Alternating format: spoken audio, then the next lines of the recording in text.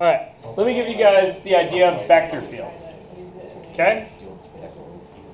The idea of a vector field is something I claim you already kind of know. Oh yeah, that's. Let me give you the category of this object. So a vector field is a thing like a vector function of a point. So categorically, what does this business do? It figures out a value based on the given variables. Yeah. So this takes a point, right? This one here takes a point in R2, thought of as a vector space, right? And gives out a point in R, let's just say R2 again, as a vector space. Cool? Is this one an isomorphism? No. Not in general. So you could note, right, that this is a function from a two-dimensional space to a two-dimensional space. Yep.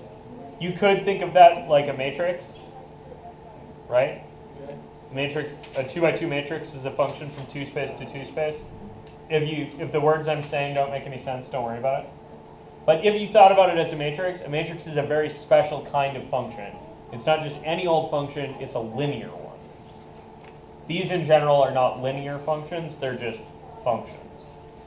So my first couple examples will be linear functions, hence probably one of them will be an isomorphism, but that's not true. So kind of like slope fields from Calc. Yes, these are a lot like slope fields from Calc 1. What's a slope field from Calc 1? You guys remember? Like in differential equations, you set it equal to Just kind of demonstrates dy the graph dx is anywhere equal in to the axis, like anywhere pretty much in the x and y. Yeah, so that's usually one of these, right? You like, Think of lines like you know something like dy dx is something, and then you chunk. like each point and plug them in. Graphical solution to the actual equation. Yeah, so we're going to do a very similar thing. So let me start with an example. Let me say f of x and y is minus yx. Let me start with a simpler example. Is 1 comma 0.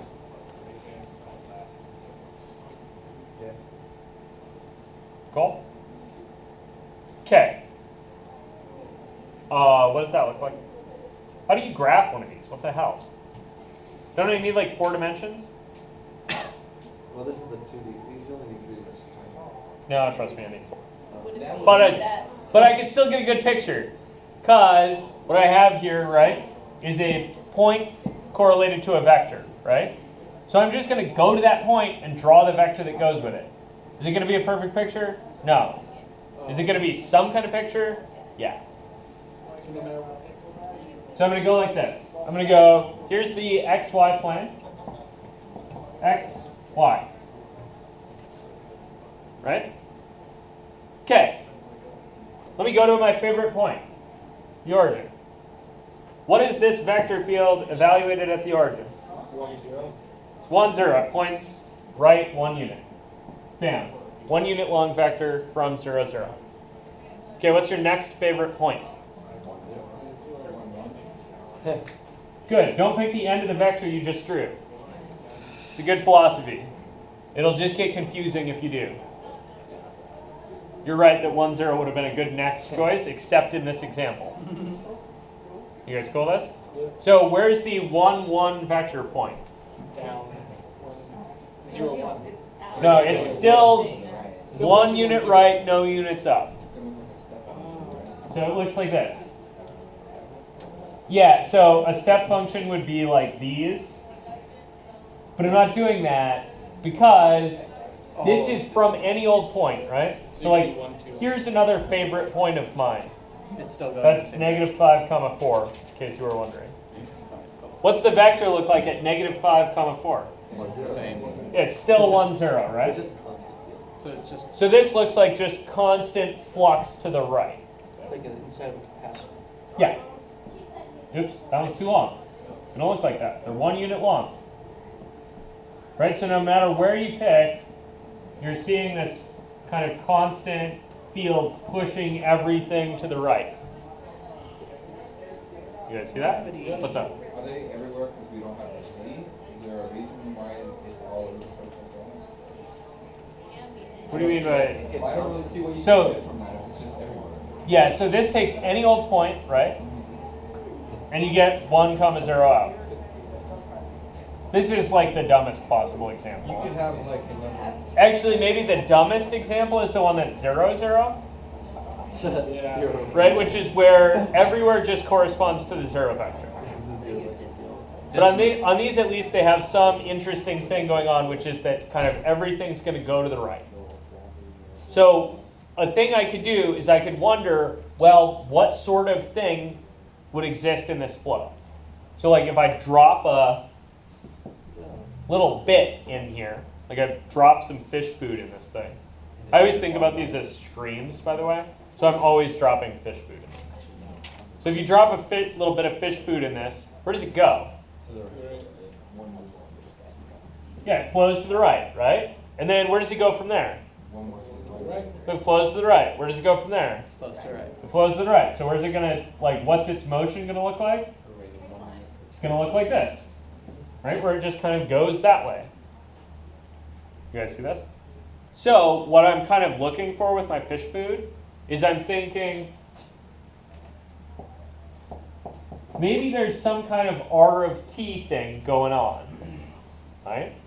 And what I'm looking for is an R of t where the velocity is f done to R of t.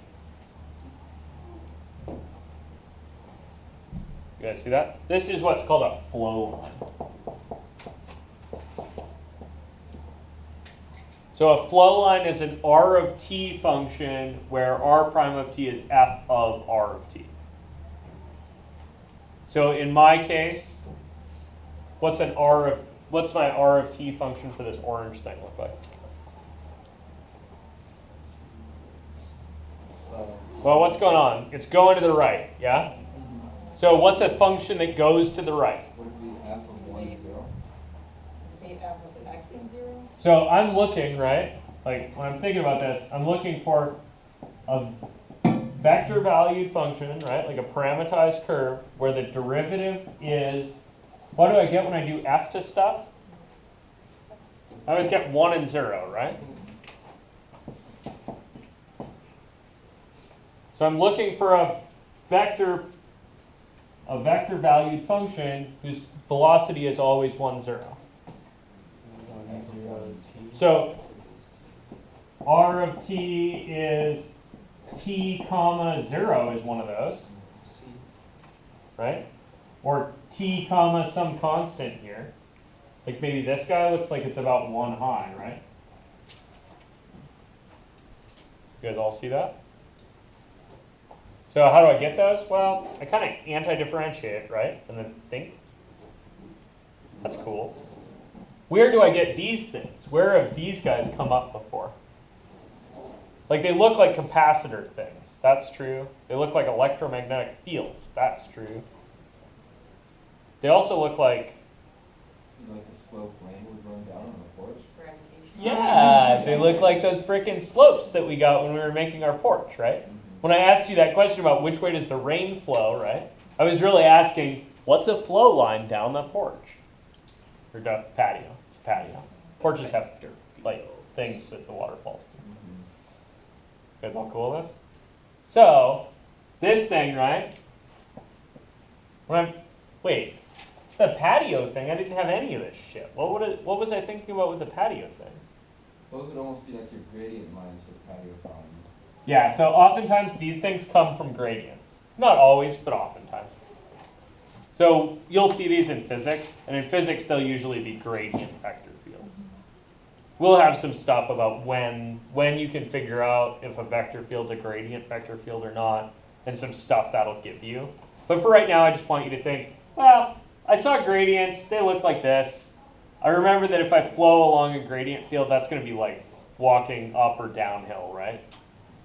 In the steepest possible direction. You guys remember that? So, similar thing. So this f function we have here, Yeah. This is kind of like a DDX, right? It's a little bit like a slope field from Calc 1, right? Which means it's kind of the derivative.